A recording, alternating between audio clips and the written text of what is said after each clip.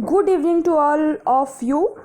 तो स्वागत है आप सभी का हमारे इस छोटे से प्यारे से यूजफुल यूट्यूब चैनल पे।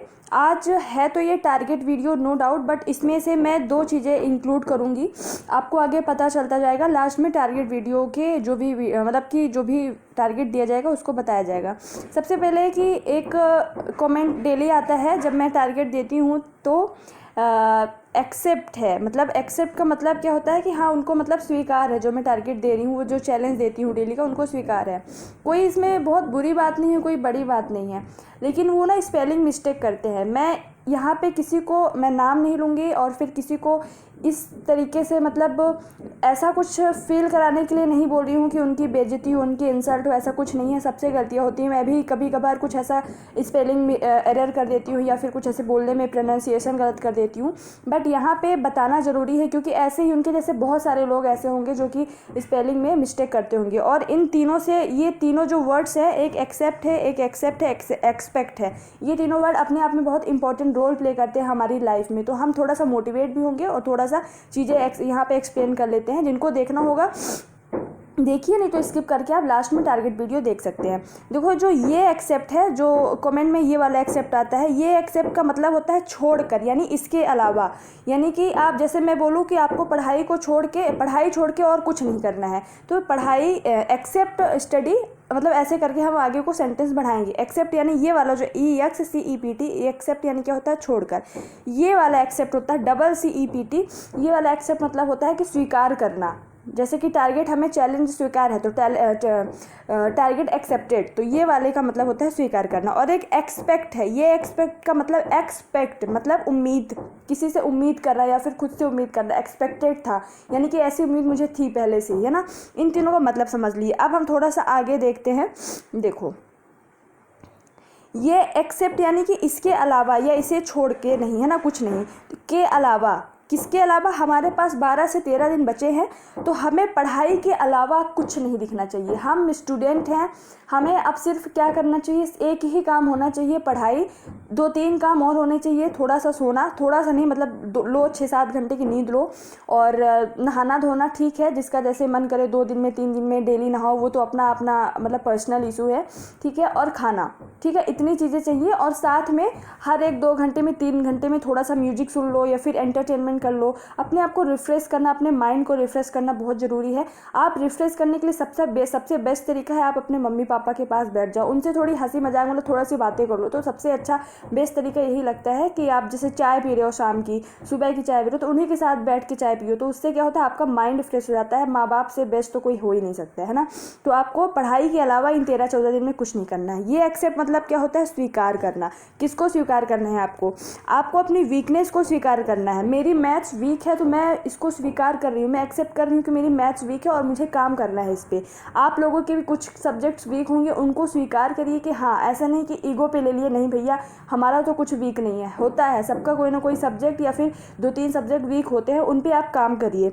लोगों के ताने स्वीकार करिए। लोग बहुत मतलब जब एक एज हो जाती है ना, 22-23 के बाद जब क्रॉस करने लगते हैं तो लोगों के ताने आने शुरू हो जाते हैं। बहुत नॉर्मल है ये समाज का, ये जो सोशल जो लोग होते हैं ना, मतलब जो सामाजिक लोग होते हैं, वो नो डाउट मतलब सबके साथ ये सब एक स्टूडेंट गुजरता है, इस प्रक्रिया से गुजरता है कि कभी ना कभी एक ऐसा लाइफ का एक मोमेंट आता है कि लोगों के ताने सुनने हो जाते हैं, शुरू हो जाते हैं कि तुम तो यहाँ पढ़ने गए थे, तुम तो यहाँ पढ़ने गई थी और तुम अभी तक कुछ नहीं कर पाई, कब नौकरी लोगी, पढ़ती तो दिन भर हो, है ना, ये सब सारी चीज़ें।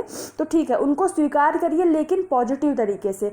उनको जैसे अगर कोई आपको कुछ बोल रहा है तो आप सुनिए, कुछ बस स्माइल करो उनके सामने और वहाँ से निकल जाओ। कुछ उनको जवाब नहीं देना है, जवाब देना है आपको मन में ही कि ठीक है, 1 साल बाद मिलना तुम मेरे से, जिसने भी मतलब ऐसे तरीके से जो भी बोला होगा, 1 साल बाद मिलना, नौकरी के साथ तुम्हारे सामने आऊँगे। और फिर जब वो नौकरी के बाद जब आप जाओगे तो वही जो उन्होंने ताना मारा था, वही आप साइलेंट वाला थप्पड़ दोगे उनके मुँह पे, जब आपकी नौकरी या फिर जब आपकी जॉब लग जाएगी, गवर्नमेंट जॉब लग जाएगी, है ना। तो तानों को स्वीकार करो, एकदम साइलेंटली स्माइल करके निकल जाओ। अपनी हार स्वीकार करो। मैंने बहुत सारे एग्ज़ाम्स क्लियर किए बट अभी तक मेरा फाइनल सिलेक्शन नहीं हो पाया।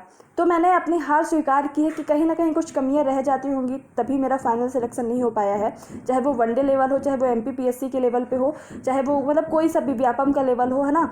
तो अपनी अपनी हार स्वीकार करो। हार जिस दिन स्वीकार कर लिए, अपने आप की अपनी कमजोरी को स्वीकार करके उस पर मेहनत करना शुरू कर दिए, तो उस दिन हम समझ लिए कि हम अब सक्सेस के बहुत ज़्यादा नज़दीक हैं। और आने वाली जीत को स्वीकार करो। हार आते रहेंगे, भले ही 99 हार आए, पर जो 100वीं जीत होगी ना, इन 99 हार के बराबर होगी, मतलब इन 99 हार के ऊपर होगी। कितनी भी बार आप हार जाओ, कितने भी बार आप सीढ़ी से गिर जाओ, लेकिन जब आप लास्ट मंजिल तक पहुंचोगे ना, तो वो सभी सब कुछ भूल जाएगा। सारा सेक्रीफाइस, जितना भी हम सेक्रीफाई करते हैं, जितनी भी चीज़ें हम मतलब पीछे किसी भी तरीके से बाहर आते हैं, इस मतलब जितने भी आपके साथ प्रॉब्लम्स हो रही हैं, सारी प्रॉब्लम्स आपकी मिट जाएगी सिर्फ एक ज्वाइनिंग लेटर से। तो आप आने वाले जीत को भी स्वीकार करो कि हमें जीतना है और जो एक सीट है वो मेरी ही है, ठीक है। ये रहा स्वीकार। अब देखो, उम्मीदें, एक्सपेक्टेशन बहुत रहती हैं। जब भी आपका पढ़ाई में मन न लगे तो मम्मी पापा, भाई बहन और स्वयं, सबसे पहले तो खुद को एक्सपेक्टेशन होनी चाहिए खुद से कि हाँ मैं ये कर सकता हूँ, मुझे करना है। अपने माँ बाप की, अपने भाई बहन के लिए बहुत कुछ करना है ना। उनके एनिवर्सरी में गिफ्ट देनी है, भाई बहन के बर्थडे में गिफ्ट देने हैं, अपने पैसों से देने हैं, है ना। तो बहुत ज़्यादा उम्मीदें हैं मम्मी पापा को, भाई बहन को, तो उनके लिए कुछ ना कुछ करना है। ये रहा मोटिवेशन। अभी ना बहुत लोग आएंगे कमेंट में, सीधा उनका यही एक सेंटेंस रहेगा, एकाक रहते हैं ऐसे, भाई बहन तू पहले पढ़ ले। तो भैया आप लोगों के लिए नहीं है, आप लोग एकदम लेजेंड हो, एकदम अलग वाले प्राणी हो, मतलब जंतु हो ही नहीं, आप लोग जंतुओं से भी बढ़ के हो, ठीक है। आप लोगों के लिए कुछ नहीं है। जो मुझे दीदी बोलते हैं उनके लिए मैंने ये थोड़ी चीज़ें बोल दी अपने एक्सपीरियंस के आधार पे। और देखो अब कल का क्या है, 3 मार्च है, तो 3 मार्च का क्या करते हैं हम लोग, टारगेट डिस्कस कर लेते हैं। मैथ्स में प्रोबेबिलिटी पढ़ना है, प्रोबेबिलिटी यानी प्रायिकता पढ़ना है, ठीक है। क्योंकि 1-2 क्वेश्चन आबकारी में भी देखने को मिले हैं, एक आध क्वेश्चन, 2 क्वेश्चन आए थे मेरे शिफ्ट में, तो इसमें भी पटवारी में भी बिल्कुल पूरे आने के चांसेस हैं। रीजनिंग में कोडिंग और डिकोडिंग पढ़ने हैं। प्रबंधन में क्या पढ़ना है, 1 आवर क्या पढ़ना है, कॉन्सेप्ट, और 50 MCQ पढ़नी है ना। इंग्लिश में प्रीपोजिशन पढ़ना है, most important chapter for English. Hindi में क्या पढ़ना है, संधि पढ़ना है और शब्दावलियाँ पढ़नी है। जीके में 30 minute MPGK, 30 minute current affairs और 30 मिनट क्या किसको देना है, 1857 का विद्रोह, ठीक है, इंपॉर्टेंट है। देन कंप्यूटर में क्या पढ़ना है, शॉर्टकट की पढ़ना है। कंप्यूटर में क्या पढ़ना है, शॉर्टकट की, बहुत इंपॉर्टेंट है। साइंस में क्या पढ़ना है, प्लांट सेल यानी पादप कोशिका पढ़ना है अच्छे से साइंस में, ठीक है, बायोलॉजी का ये टॉपिक है। तो इस तरीके से आपको कल लग जाना है। सभी की उम्मीदों को साथ लेके, अपने हार को स्वीकारते हुए और आने वाली जीत को स्वीकारते हुए, और पढ़ाई के अलावा आपको कुछ नहीं करना है, ठीक है।